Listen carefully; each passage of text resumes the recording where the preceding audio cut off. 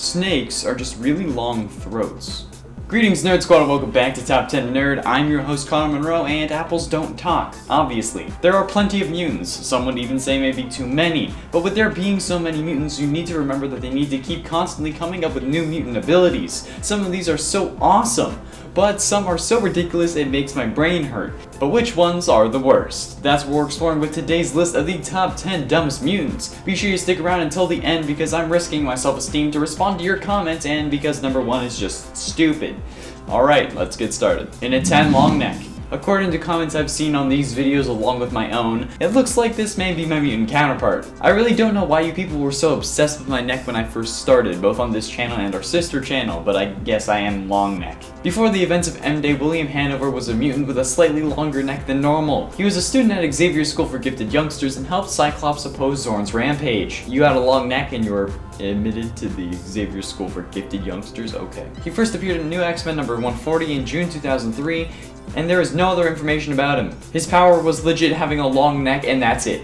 Kinda sad, really. I guess Candace from Phineas and Ferb should also be on this list. And at 9, skin. Angelo Espinosa was born in Los Angeles. His girlfriend became a gang member, which put a strain on their relationship, obviously. And one night, his girlfriend and her friends picked up Angelo for a drive, which turned into a drive-by shooting. The stress of this event caused his powers to manifest. He passed out, and when he woke up, the car was on fire and his girlfriend was gone. A homeless man was trying to steal Angelo's wallet while he was unconscious, but Angelo woke up and fled from the car. As he did, the car exploded, killing the homeless man with the wallet on him. The only way they could identify the homeless man was by using that wallet, so Angelo was declared deceased. His power is one of the most absurd I've ever seen. Aside from sounding like a Wizards of Waverly Place spell, you know, Humanos by Espinosa, Espinosa had gained an extra 6 feet or so of skin that he can use to extend limbs like a restricted Mr. Fantastic. Skin was later found crucified on the grounds of the school along with other mutants, and despite Archangel's new healing ability, he wasn't able to save him. But like,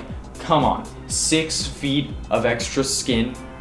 That's dumb. In Innate Maggot. This one has to be the most confusing of the bunch. The kid known as Japeth, if I even said that right, was tortured by terrible stomach pains and required special food. He was told by doctors that his pains were caused by cancer, so in an effort to save his family money on medical treatment, he left his small African village at 12 years old to commit suicide. He ended up being found by Magneto, who helped him uncover the true nature of his pain. 2 slug-like creatures that lived in the boy's guts that acted like his digestive system. After Magneto got revenge for Maggot's father's death, Maggot was horrified by his actions and didn't join Magneto's cause. Sometime later, he ended up seeking out Magneto in an attempt to get him to help Maggot master his power, his slugs. He had named them Eenie and Meanie, and they work as his digestive tract, meaning he will essentially vomit them out and let them hunt. They will find food, eat it, and then return to Maggot, giving him all the nutrients from that food after he's like swallowed them back up. Since Maggot cannot eat proper food on his own.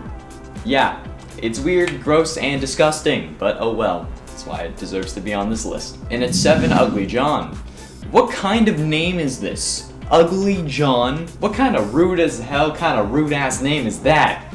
I mean, sure, his only ability is having 3 faces that aren't all appealing to look at, but do you really need to put that in a name? You know what? I'm changing his name. My headcanon will forever be just John. You know what? Let's change it right now, alright? And at number 7, John. There. That's better. This guy got captured by the Wild Sentinels and was critically injured, and he was killed by Cyclops in an attempt to end his suffering. Because of the pain, or because of the faces? And at 6, Glob Herman. Look, trained mercenaries or villains know where to shoot or stab you. Some trained individuals know where to stab you to make it look like you're dead but not actually kill you. But it's a general rule of thumb, you know, shoot to kill, aim to thrill, or aim for the head and right in the chest. Well, what if you had transparent skin so the villains knew exactly where to put each bullet or knife to avoid your bones? Well, there you have Glob Herman's power. His real name being Robert Herman, he probably took one of those memes that's like your stripper name is the color of your shirt and the last dessert you ate, but it was like your superhero name is the last thing you wrote on backwards plus your last name. And boom!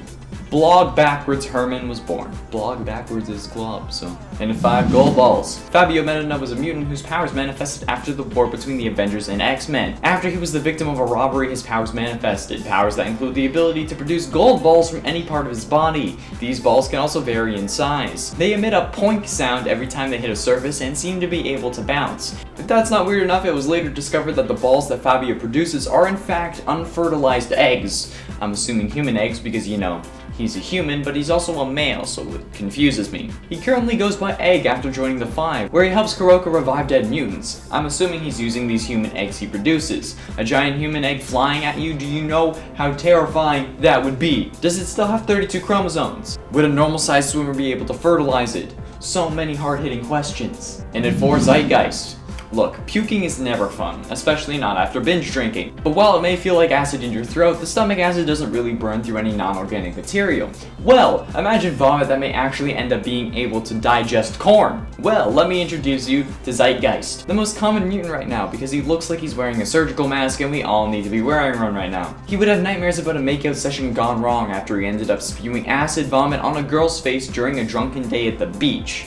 Yikes, that'll definitely be a downer on your first date. She survived, but the face burn left Axel Clooney wondering if the nightmares would stop if he remembered her name. You ain't remembering her name, buddy. While sure, he may have been the leader of the Ecstatics, this is still such a dumb power to have.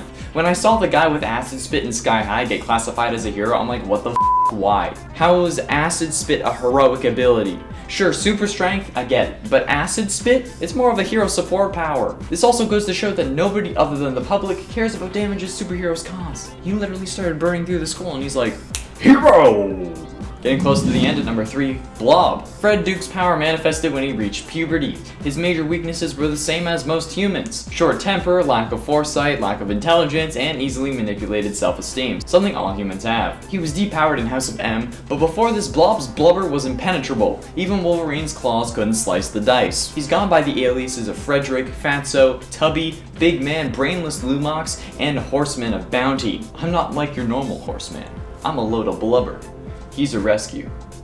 I'm not savable. And at 2, Choir. Irina Clayton is one of the students at the Xavier Institute who assisted then acting headmistress Jean Grey fight against the invading force of Sublime's U-Men. She first appeared in New X-Men number 112 and had her final appearance in the New X-Men number 150, being depowered due to M-Day.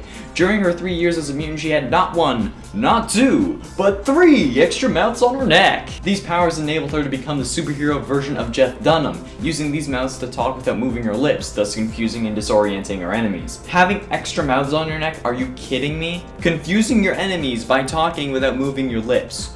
Really? That's freaking ridiculous. Like, how? Finally, in at number 1, Jazz. There is little to say about Jazz's mutant ability. His superpower, thanks to his mutation, is that he is blue. Yep.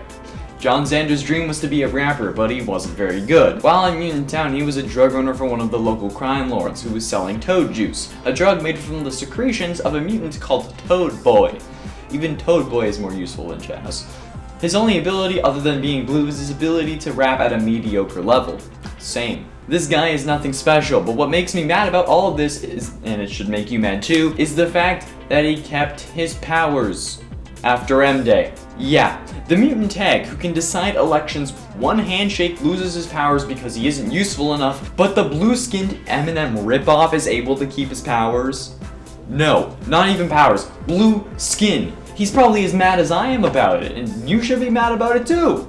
If he knows about it, that is. There we have it, friends, the top 10 dumbest mutants. What did you think of this list, and who on this list did you think was the least intelligent? Let me know below, and while you do that, I'm gonna read out some comments. Oh boy. Big D, love the name, said, why is it okay to follow people online, but I get yelled at when I follow them in real life? I don't know, man. Seriously, double standards. Glenn LaRoque said, mostly here for the salty ginger kid. You're welcome, you know me. Salty as a pile of salt. That's what I'm going with. Patrick Albrecht said, Connor is the best Joker in my mind. Hopefully you mean jokester and not like the character, but I mean, I'll take that too.